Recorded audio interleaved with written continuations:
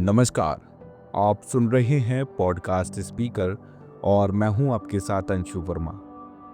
दोस्तों, आज के इस पॉडकास्ट में बात इंदिरा गांधी की।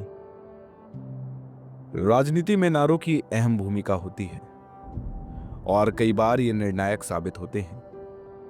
ऐसा ही एक नारा देश की राजनीति में वर्ष 1978 के उपचुनावों में आया था और वो बहुत चर्चित हुआ।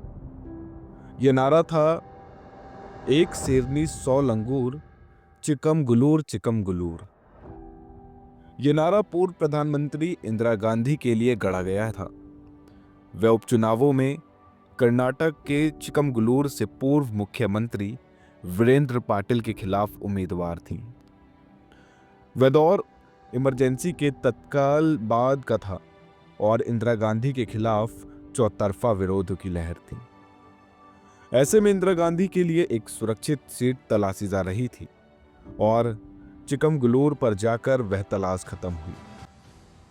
इस सीट पर पहले से ही कांग्रेस का कब्जा था और चंद्र गौड़ा प्रतिनिधित्व कर रहे थे।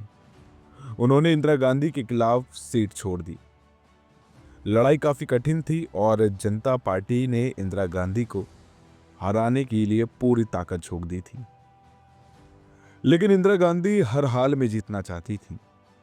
ऐसे में वो पार्टी की तरफ से रणनीति तैयार की। एक ऐसे नारे की जरूरत महसूस की जो इंदिरा गांधी के व्यक्तित्व को तो दर्शाता ही हो, साथ ही विरोधियों का मनोबल तोड़ सके। इसी जरूरत से एक शेरनी 100 लंगूर, चिकमगलूर नारे का जन्म हुआ।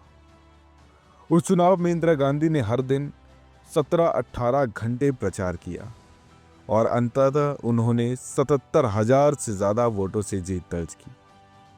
इस चुनाव में इंदिरा गांधी के खिलाफ लड़ रहे 26 उम्मीदवारों की तो जमानत जब्त हो गई। राजनीति में इंदिरा गांधी की वापसी के लिए जिस नारे ने जमीन तैयार की थी, उसे दक्षिण भारत के कांग्रेसी नेता देवराज उर्स ने लिखा था। इस नारे का सिर्फ कर्नाटक ही नहीं बल्कि पूरे देश की राजनीति पर अहम प्रभाव पड़ा और कांग्रेस को इसका फायदा मिला। धीरे धीरे कांग्रेस ने सत्ता में वापसी की। चिकमगलूर के उपचुनावों में जीत के बाद यह एक तरीके से कांग्रेस का गढ़ बन गया और करीब 18 वर्षों तक लगातार इस सीट पर कांग्रेस का कब्जा रहा। 1946 में चुनावों में कांग्रेस का यह किला धक्का और पार्टी को हार का सामना करना पड़ा। यह सीट जनता दल के खाते में गई। उसके बाद वर्ष 1998, 1999, 2004 और 2009 में यह सीट भाजपा के खाते में गई। हालांकि 2012 के उपचुनाव में कांग्रेस ने फिर इस सीट पर जीत दर्ज की, लेकिन 2014 के चुनावों में फिर भाजपा ने अपना कब्जा कर लिया।